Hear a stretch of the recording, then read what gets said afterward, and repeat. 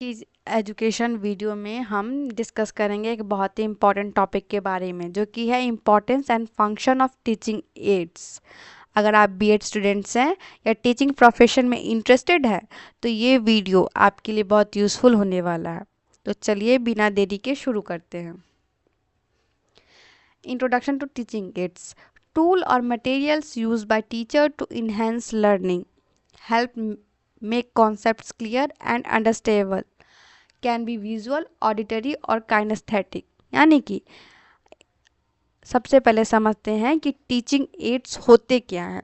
Teaching ads ये सिखाते हैं या ये सिखाने में सहायक उपकरण है, वो टूल्स होते हैं जो एक टीचर को यूज़ करना चाहिए ताकि टीचिंग प्रोसेस जो है वो ज़्यादा इफ़ेक्टिव हो, इंगेजिंग हो और इंटरैक्टिव हो जाए उनका। इनका यूज़ करके हम डिफ़िकल्ट टॉपिक्स को आसानी से समझा सकते हैं।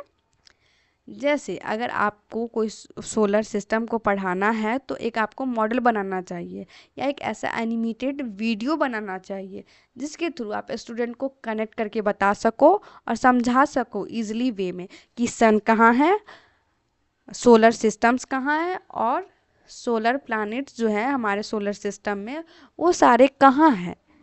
तो हम ये एक मॉडल से समझा सकते हैं, एक एनिमेटेड वीडियो से समझा सकते हैं। Objectives of using teaching aids: make teaching more effective and interactive, enhance student understanding and retention, create interest and motivation among learners. अब टीचिंग एड्स के कुछ मेन ऑब्जेक्टिव्स होते हैं, उसको अगर हम डिस्क्राइब करें तो समझने की कोशिश करिएगा।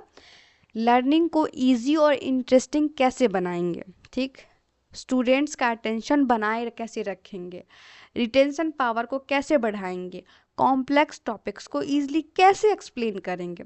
देखो, स्टूडेंट सेंटर्ड लर्निंग को प्रमोट करना है तो उसके लिए हमें ये एग्जाम्पल के रूप में यूज़ करना पड़ेगा, या अगर आपको अपने स्टूडेंट का ध्यान आपके और आकर्षित करना है, आपके मेथड्स के ऊपर आकर्षित करना है, तो आपको उस तौर पर आप किसी भी चीज़ को पढ़ाते हैं तो ऐसा पढ़ाइए कि उनका जो कंसंट्रेशन है वो आपके पढ़ाने पे जो हो। जैसे कि अगर आप फोटोसिंथेसिस की प्रोसेस उनको समझाना चाहते हैं तो आप उनको एक चार्ट के थ्रू दिखाइए, तो स्टूडेंट्स को क्या होगा कि वो चार्ट के थ्रू ना उनके अंदर विजुअल मेमोरी जो है, उस वजह से वो उस चीज़ को काफ़ी याद करके रख पाएंगे और सामने देखेंगे तो उनके दिमाग में उसका इम्पैक्ट एक अलग पड़ेगा, जिससे उनका लर्निंग जो है उसमें उसके अंदर उनका इंटरेस्ट बढ़ेगा ही, साथ में उनका अटेंशन भी जाएगा वहाँ उस चार्ट को देख के, उनका रिटेंशन पावर भी बढ़ेगा और उनका वो फोटोसिंथेसिस काफ़ी एक कॉम्प्लेक्स टॉपिक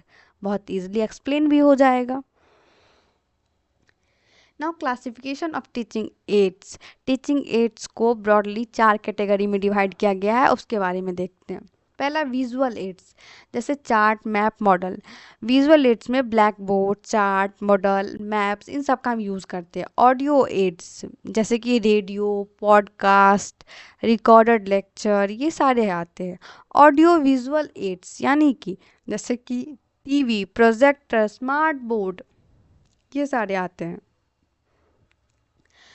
चौथा है एक्टिविटी बेस्ड एड्स, जहाँ जैसे कि एक्सपेरिमेंट हुआ, फील्ड ट्रिप्स हुआ, ड्रामेटाइजेशन हुआ, इनमें से हर एक अपने अपने रोल में होता है और उससे क्या होता है कि लर्निंग काफ़ी इन्हेंस होता है। इम्पॉर्टेंस ऑफ टीचिंग एड्स की क्या इम्पोर्टेंस है उसके बारे में देखते हैं और वो क्यों ज़रूरी है। Stimulate sense, seeing, hearing and touching, help in long term retention of knowledge, encourage active participation and engagement. ये स्टूडेंट्स के मल्टीपल सेंस को एक्टिव करते हैं, जैसे कि देखना, सुनना, समझना। ये इंटरेस्ट और क्यूरियोसिटी को जनरेट करता है, ये थ्योरेटिकल कॉन्सेप्ट को प्रैक्टिकल बनाता है और ये टीचर और स्टूडेंट्स दोनों के लिए टाइम सेविंग होता है। ये इंक्लूसिव लर्निंग इन्वायरमेंट को भी कहीं ना कहीं क्रिएट करता है, तो ये बहुत हेल्पफुल होता है टीचिंग एड्स एक कॉम्प्लेक्स टॉपिक को बहुत ही ईजिली समझा सकता है। ना फंक्शंस देखते हैं इसके। पहला फंक्शन क्या, इन्हेंसिंग अंडरस्टैंडिंग। टीचिंग एड्स का फंक्शन है उसके बारे में हम बात कर रहे हैं। Simplify abstract or complex topics. Example, using a globe to explain earth rotation supports better conceptual clarity. सबसे पहले फंक्शन जो है उसके बारे में देखते हैं। अंडरस्टैंडिंग को इन्हेंस करना, जब आप किसी कॉन्सेप्ट को बेस वर्बली समझाते हैं तो स्टूडेंट्स बोर हो जाता है, लेकिन अगर आप मॉडल, डायग्राम या वीडियो का यूज़ करते हैं तो वही कॉन्सेप्ट जल्दी समझ में आता है। एग्जाम्पल के लिए, अगर आप डाइजेस्टिव सिस्टम का 3D मॉडल दिखाएंगे उनको, तो स्टूडेंट्स को ईजिली समझ में आता है कि फूड कैसे डाइजेस्ट होता है। और अगर आप उसको एज ए लेक्चर पढ़ाएंगे तो उनका थोड़ा सा बोरियत आ जाता है, इस वजह से उनका सुनने में इंटरेस्ट कम हो जाता है ना। दूसरा function, holding attention. It means prevents monotony in the classroom, keeps learner focused and alert. Use of colorful visuals or video can boost attention span. यानी कि आज के डिजिटल एज में स्टूडेंट का अटेंशन ग्रीक करके रख पाना बहुत कम हो गया है, मतलब बहुत ही मुश्किल भी हो गया है। टीचिंग एड्स जैसे एनिमेशंस, कलरफुल स्लाइड्स या फिर इंटरैक्टिव ऐप्स स्टूडेंट्स का अटेंशन बनाए रखते हैं। जैसे अगर आप एक एनिमेटेड वीडियो दिखाते हैं तो बच्चा उसके अंदर काफ़ी इंटरेस्टेड रहता है और उसका अटेंशन पावर हाईएस्ट वहाँ पे रहता है। अगर वाटर साइकिल पे कोई एनिमेटेड वीडियो हम उनको दिखाएं तो स्टूडेंट के अंदर की बोरियत ख़त्म हो जाएगी, बल्कि वो उसको एज ए इंटरेस्टिंग वे में देखना स्टार्ट कर देगा। तीसरा फंक्शन है supporting different learning styles, addresses visual, auditory and kinesthetic learners. Examples like a model for tactile learners, video for visual learners and makes inclusive education possible. यानी कि देखो, एक सपोर्टिंग डिफरेंट लर्निंग स्टाइल्स, हर students का learning style अलग अलग होता है। कुछ को विजुअल लर्नर्स होते हैं, कुछ जो होते हैं, और कुछ ऑडिटरी होते हैं और कुछ काइनेस्थेटिक होते हैं। तो टीचिंग एड्स इन सभी स्टाइल्स को सपोर्ट करता है। जैसे कि अगर विजुअल लर्नर्स के लिए बात करें तो उनके पास चार्ट, इमेजेस हो जाते हैं। ऑडिटरी के लिए बात करें तो उनके पास रिकॉर्डेड एक्सप्लेनेशन होते हैं। काइनेस्थेटिक के लिए बात करें तो साइंस एक्सपेरिमेंट हुआ, रोल प्ले हुआ। इस तरह से हर स्टूडेंट्स को इक्वल लर्निंग अपॉर्चुनिटी मिल गई। तो ये एक सपोर्टिंग पार्ट हो गया ना लर्निंग स्टाइल का। Now Function 4, reinforcement and revision. It's like a flashcard or summary chart, helps revision, reinforce learning through repetition and recall, helps in better exam preparation. Reinforcement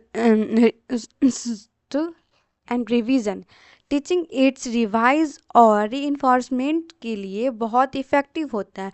जैसे अगर आप क्लास के and में एक कॉन्सेप्ट मैप या flash card या activity कराते हैं तो स्टूडेंट्स को टॉपिक दोबारा रिवाइज करना का मौका मिल जाता है, जिससे उनका एक बार टॉपिक पे रिपीटेशंस हो जाता है और रिपीटेशन से मेमोरी स्ट्रांग होता है। उनको फिर से जो छूटा हुआ टर्म था वो उसके अंदर कनेक्ट कर लिए और उनका वो टॉपिक उनको अच्छे से याद रह गया। Now function 5th, encouraging creativity and imagination, chart, maps and storytelling. It spark creativity. Example like a role play for understanding historical events, promotes critical and imaginative thinking. अब हम बात कर रहे हैं encouraging क्रिएटिविटी और इमेजिनेशन की। Teaching ads जैसे role play होते हैं, स्टोरी टेलिंग होती है या फिर ड्रामेटाइजेशन जो होते हैं, स्टूडेंट्स के इमेजिनेशन को डेवलप करता है। जब स्टूडेंट खुद किसी हिस्टोरिकल इवेंट्स को इनेक्ट करता है तो वो सिचुएशन को फील कर रहा होता है और ये उनके इमोशनल इंटेलिजेंस और क्रिएटिविटी को भी बूस्ट करता है। Now 6, time saving and efficient, speeds up learning by conveying more information quickly, reduces the need for lengthy explanation. Example like a concept map is summarizing a chapter. यानी कि teaching ads teacher का time भी बचाता है। एक infographic या summary chart पूरे chapter को 5 से 7 मिनट में रिवाइज करवा सकता है। आपको हर लाइन लिखने की ज़रूरत नहीं होती है, सिर्फ हाईलाइट जो पॉइंट है उस पर फोकस करना होता है और उसको वर्बली बता देना होता है। Now, role of a teacher in using teaching aids. Selecting the right aid for the topic and learner level. Preparing aids beforehand and using them effectively. Encouraging student interaction with aids. Teaching aids का effective use करना भी एक skill है। Teachers को decide करना होता है कि कौन सा एड किस टॉपिक के लिए बेस्ट है। आपको एड को प्रिपेयर करना होगा, उसे टाइमली यूज़ भी करना होगा और स्टूडेंट्स को उसमें इन्वॉल्व कराना आना भी चाहिए आपको। आपका जो रोल है वो प्लानिंग, प्रेजेंटेशन और पार्टिसिपेशन तीनों में होता है। तो teacher as a teaching aid में काफ़ी हाईएस्ट पार्टिसिपेशन दिखाता है, तभी तो बच्चे को ईजिली वो समझा और सिखा पाएगा। Limitation of teaching add. Teaching ads के कुछ लिमिटेशंस भी होते हैं, उनके बारे में देखते हैं। मे बी कॉस्टली और unavailable in rural schools. Over use में distract from core content. Requires proper training to use technology based aids. सभी स्कूल्स में रिसोर्सेज अवेलेबल नहीं होते हैं और ओवर यूज से स्टूडेंट डिस्ट्रैक्ट भी हो जाता है कभी कभी।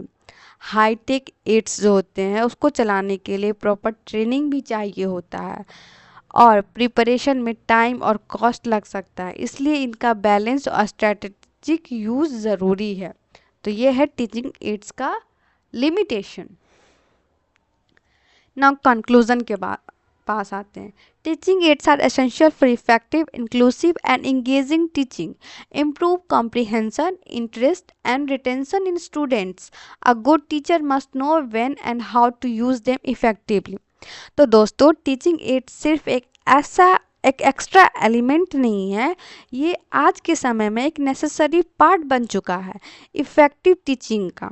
ये स्टूडेंट्स को एक्टिवली इन्वॉल्व करते हैं, कॉन्सेप्ट क्लैरिटी देते हैं और लर्निंग को मेमोरेबल बनाते हैं।